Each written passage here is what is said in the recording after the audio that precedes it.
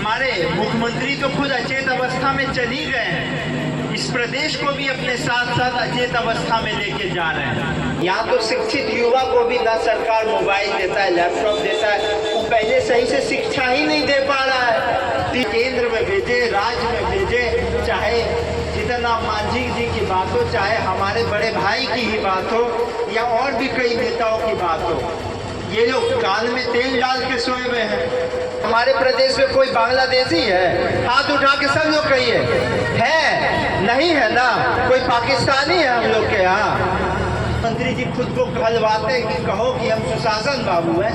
कैसे सुशासन बाबू है और कैसा तथाकथित मंगल राज है, जब इनके गृह जिला नालंदा में ही लोग सुरक्षित नहीं है। यही लोग 2020 में कहते थे, कुछ साल पहले ही, कि जल नल योजना ठीक से नहीं चल रही है, मुख्यमंत्री जी इतने भ्रष्टाचारी है, जेल चले जाएंगे। तो आज क्या बदल गया कि ये वापस सरकार में चले गए? पार्टी के जरूर प्रतिनिधि है, हम एक पार्टी के हिस्सा है, लेकिन हम अपने पार्टी के प्रति, अपने पार्टी के पक्ष में वोट मांगने नहीं आए हैं। हम अपने समाज और अपने जनता के पक्ष में वोट मांगने आए हैं। 10 साल के हिमांशु पासवान और 20 साल के अनु पासवान, जो बेचारे एक मेला में बस खेलने के लिए भाग लेने गए थे, वहीं पे एक व्यक्ति ने गोली मार के उनकी हत्या कर दी गई। क्योंकि हमारे नेता और प्रदेश अध्यक्ष श्री प्रिंस राज पासवान जी ने देखा कि जब भी हम जनसभा करते हैं तो जनता और नेता के बीच बहुत फासला आ जाता है। हम बोले थे कि कोई मंच उंच नहीं बनाने, लेकिन तब भी आज यहाँ पे मंच का व्यवस्था कर दी। लेकिन हम लोग चाहते हैं कि चौपाल लगाए। चौपाल का मतलब यही ना हुआ जब आमने सामने बात हो पाए। तो इसी संदर्भ में हम लोग सभी जगह चौपाल आयोजित कर रहे हैं। और इसके पीछे उद्देश्य ये है साथियों कि आज आप लोग अगर देखें तो हमारे प्रदेश की क्या अवस्था हो गई है। हमारा प्रदेश आज किस पायदान पे जाके खड़ा हो गया है। हमारे मुख्यमंत्री तो खुद अचेत अवस्था में चल ही गए हैं, इस प्रदेश को भी अपने साथ साथ अचेत अवस्था में लेके जा रहे हैं। हमारे इस खूबसूरत प्रदेश को, इस प्रदेश में विधि व्यवस्था चरमरा गई है, शिक्षा का कोई ठिकाना नहीं है, स्वास्थ्य व्यवस्था का क्या हाल है, आप सभी लोग इस चीज़ से प्रचलित हैं। तो साथियों, ये सभी बातें तो हैं ही हैं, लेकिन जिस समाज से हम आते हैं, पिछड़े समाज से, खास करके आज के समय में पिछड़े समाज, दलित समाज, गरीब समाज के साथ क्या किया जा रहा है। हम लोग 21वीं 22वीं सदी की बात कर रहे हैं। सामाजिक शोषण तो चलिए हमारे और आपके जन्म से पहले तक होते ही आ रहा है, पिछड़े के साथ, गरीब के साथ। लेकिन जो तकनीकी शोषण का अब नया शुरुआत किया गया है, उसके बारे में कोई सुनवाई कहीं नहीं हो रही है। तकनीकी शोषण कैसे? ये जो अब मतदाता सूची का पुनर्निरीक्षण का मामला आया है, इसके पीछे क्या उद्देश्य है? ये जो लाया गया, चुनाव के इतना कम समय रहते हुए काहे लाया गया? ये लोग चाहते तो लोकसभा चुनाव के भी समय ला सकते थे। ये लोग का क्या कहना था कि ये इसीलिए लाया गया है, मतदाता सूची का पुनर्निरीक्षण हो जाएगा तो पता चल जाएगा कि कौन बांग्लादेशी है, कौन पाकिस्तानी है, कौन बाहरी है अपने बिहार में। आप लोग सब लोग हाथ उठा के कहिए, हमारे प्रदेश में कोई बांग्लादेशी है? हाथ उठा के सब लोग कहिए, है? नहीं है ना? कोई पाकिस्तानी है हम लोग के यहाँ? तो ये सब है गुमराह करने का बात। यही लोग को अगर अभी बाहरी दिख रहा है, लोकसभा चुनाव में नहीं दिखा, तब क्या बाहरी वोट देके एनडीए का सरकार बनाया? या 2020 में नीतीश कुमार जी का दोबारा सरकार बनाया था। तो ये साथियों इसलिए लाया गया है ताकि जनता को दिग्भ्रमित किया जाए। आप लोग भी मौसम का हाल देख रहे हैं, कभी धूप होता है, कभी बारिश होता है, आधा हमारा प्रदेश सुखाड़ से जूझ रहा है, आधा हमारा प्रदेश अभी बाढ़ से जूझ रहा है। इस बीच लाया गया है पुनर्निरीक्षण का मामला। और उसमें कहा गया है कि अपना कागज तो सुधारिए, साथ में नाना का, नानी का, दादा का, दादी का, मम्मी का, पापा का, सबका कागज सुधारिए। तो अरे भाई, जब तक लोग अपना कागज पत्तर सुधारेगा, काहे कि चुनाव आयोग तो बोला है ना कि खाली आधार कार्ड से काम नहीं चलेगा। वो तो आप जाके सुप्रीम कोर्ट फटकार लगाया है, पहले तो ठीक से आधारों कार्ड को नहीं मान रहा था। तो जब तक लोग अपना सब कागज उगज सुरियाएगा, ठीक कराएगा, तब तक तो समय बीत जाएगा। अब ये आचार संहिता 10 दिन में लग जाएगा, 1 महीना में वोटिंग शुरू हो जाएगा। तो एक प्रखंड से अगर आप अनुमान करिए 200 लोग भी जाएगा अधिकारी के पास, जिला में, प्रखंड में, कहीं पर कागज उगज ठीक कराने के लिए, तो 200 लोग भी जाएगा तो 20 लोग, 40 लोग, 50 लोग का काम होगा। अब 20 दिन में 200 लोग का काम हो जाएगा? नहीं हो पाएगा। उससे क्या होगा? समय का बर्बादी हो जाएगा। समय का बर्बादी होगा, वोटिंग के समय में, चुनाव के समय में समय का बर्बादी होगा। तो उससे क्या होगा कि जब इन नेता लोग, विधायक, सांसद, मंत्री, मुख्यमंत्री, सब लोग जब आपसे वोट मांगने आएंगे, तो जनता जब दिग्भ्रमित रहेगी तो अपना अधिकार का बात कौन करेगा? अपना अधिकार का ना लोग बात कर पाएगा, ना अपना घर का, गांव का, टोला का समस्या बता पाएगा। वो तो ओझराया रहेगा अपना मताधिकार को सुनिश्चित करने में, कागजे पत्र ठीक कराने में। तो यही ये लोग का सोच है कि कैसे ये लोग को दिग्भ्रमित कर दो। एक तो जहाँ जहाँ हम लोग जा रहे हैं दलित चौपाल कर रहे हैं, शिक्षा स्वास्थ्य की तो समस्या आ ही रही है, सड़क की भी समस्या आ रही है। ये सरकार जो कहती है कि जल नल हर जगह हमने पहुंचा दिया, सिंचाई एक भी ऐसा अभी तक कम से कम हम लोग 20-25 दलित चौपाल कर चुके होंगे, एक ऐसा हमको प्रखंड नहीं मिला जहाँ पे सिंचाई दुरुस्त। तो जब सिंचाई नहीं दुरुस्त रहेगी, जल जमाव होगा, तो लोग यातायात कैसे करेंगे और परेशानी आएगी। तो यही सब सोच है लोगों का कि कैसे लोग को दिग्भ्रमित कर दो। यहाँ पे हमारे युवा भाई भी इधर कहीं बैठे हुए हैं। आप लोग देखे होंगे कि लोग आजकल मोबाइल में, लैपटॉप में भी कागज और जोत के रखता है कि नहीं? और सब प्रदेश में देखिएगा तो जो 10वीं पास करता है बच्चा, जो लड़का लड़की 10वीं पास करता है, 12वीं पास करता है या ग्रेजुएशन कर लेता है, उसको सरकार प्रोत्साहन देने के लिए मोबाइल, लैपटॉप देता है। देखे हैं कि नहीं? हाथ उठा के बोलिए। सरकार देता है ना? यहाँ तो ठीक है, अशिक्षित का तो कोई सुनवाई नहीं है। यहाँ तो शिक्षित युवा को भी ना सरकार मोबाइल देता है, लैपटॉप देता है। वो पहले सही से शिक्षा ही नहीं दे पा रहा है। 3 साल का कोर्स 5-5 साल में खत्म हो रहा है। तो जब शिक्षा नहीं दे पा रहा है तो उसके बाद मोबाइल, लैपटॉप क्या देगा कि लोग अपना कागज सुरिया के रखें?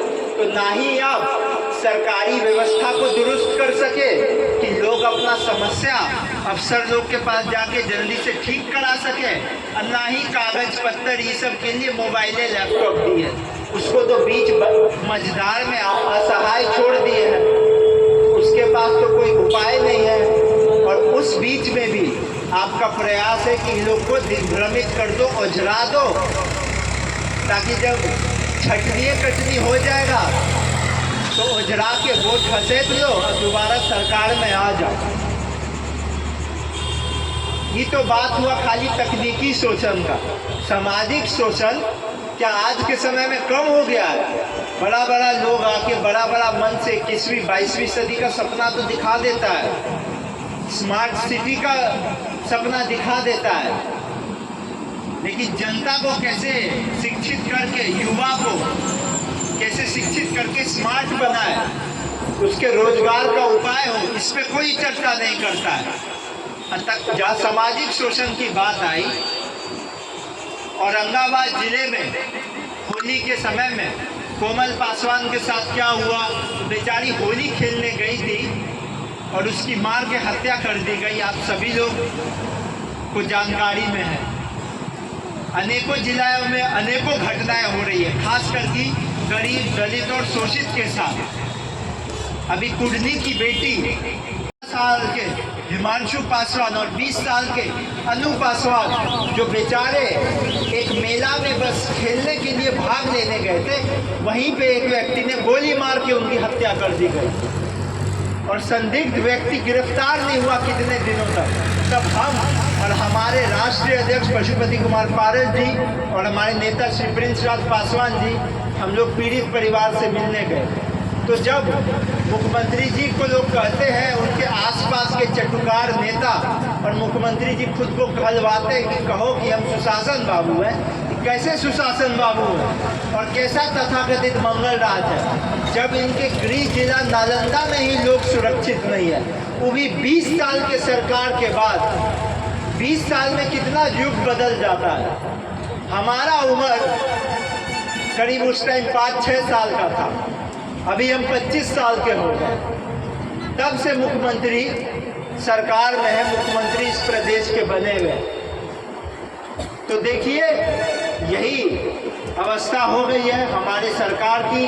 और सबसे ज़्यादा दुर्भाग्यपूर्ण बात तो ये है कि जो हमारे समाज से, पिछड़े समाज से जो नेता जाते हैं, जिन पे जनता विश्वास करती है, जिनको वोट दे के भेजती है कि इनके रहते हुए हमारी सुनवाई होगी, चाहे केंद्र में भेजे, राज्य में भेजे, चाहे जितना मांझी जी की बात हो, चाहे हमारे बड़े भाई की ही बात हो या और भी कई नेताओं की बात हो, ये लोग कान में तेल डाल के सोए हुए हैं।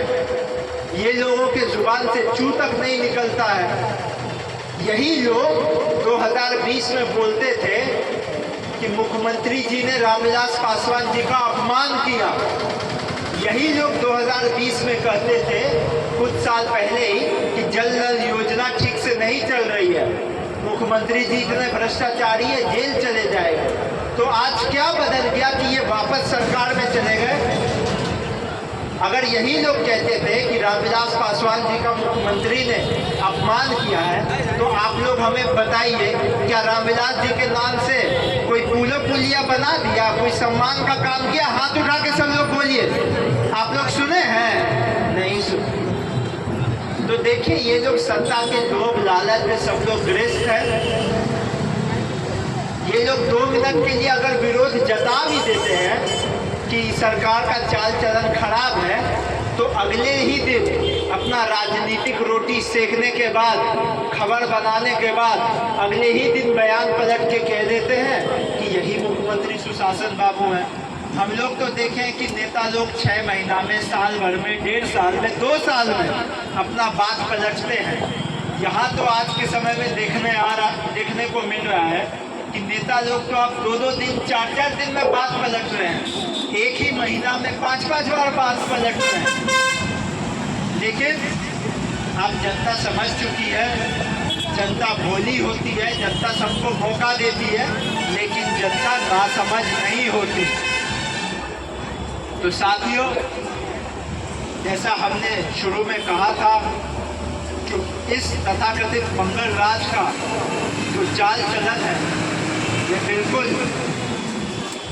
ये दलित हितैषी नहीं है, ये तो गरीब हितैषी नहीं है। गरीब हितैषी भी छोड़िए, ये कहीं से सवर्ण हितैषी भी नहीं है। आप ही लोग बताइए, यहीं से फतुहा से पटना कितना दूर है? पटना शहर में ही आप बताइए, गोपाल खेमका जी का आप सुने होंगे, जो उनकी हत्या कर दी गई। वो तो सवर्ण समाज से आते थे, संपन्न समाज से आते थे, और भाजपा के जो सत्ताधारी पार्टी है उसके सदस्य भी थे। लेकिन अभी 1.5-2 महीना पहले ही प्रदेश की राजधानी में उनको गोली मार के उनकी हत्या कर दी गई थी उनके घर के नीचे। तो ये गरीब हितैषी तो है ही नहीं, पिछड़ा हितैषी तो है ही नहीं। लेकिन अब हमको ऐसा महसूस हो रहा है कि ये सवर्ण क्या, ये तो जनता हितैषी नहीं है। हाल फिलहाल में खबर आप लोग देख ही रहे हैं कि सरकार के कितने लोगों पर भ्रष्टाचार का आरोप लगे जा रहा है। रोज अखबार खोलिए तो नए व्यक्ति का नाम खाली भ्रष्टाचार में आ रहा है। कोई नया उद्घाटन का खबर नहीं सुनने को मिल रहा है, लेकिन भ्रष्टाचार का नया उद्घाटन जरूर होगा। तो इसीलिए हमारा आप सभी से आवेदन होगा कि अपने लिए, अपने समाज के लिए, अपने परिवार के लिए आप सभी लोग सजग हो जाए। और आने वाले समय में हम यहाँ आए हैं, हम ज़रूर, हम अपने एक पार्टी के ज़रूर प्रतिनिधि है, हम एक पार्टी के हिस्सा है, लेकिन हम अपने पार्टी के प्रति, अपने पार्टी के पक्ष में वोट मांगने नहीं आए हैं। हम अपने समाज और अपने जनता के पक्ष में वोट मांगने आए हैं। और उसके संदर्भ में हम इतना ही कहना चाहेंगे कि आप जिसको भी चुनिए, हमको नहीं, जिसको भी चुनिए, ऐसे व्यक्ति को चुनिए। ठीक है, कई बार 100% काम नहीं हो पाता है, 70% हो पाता है, 80% ही हो पाता है, लेकिन कम से कम ऐसे प्रतिनिधि को चुनिए जो 70-80% ही आपके हित में काम कर पाए, लेकिन आपके सुख दुख में हमेशा खड़ा है, उसमें कभी कटौती नहीं हो। इन्हीं शब्दों के साथ हम अपनी वाणी को विराम करेंगे और आप सभी के प्रति दोबारा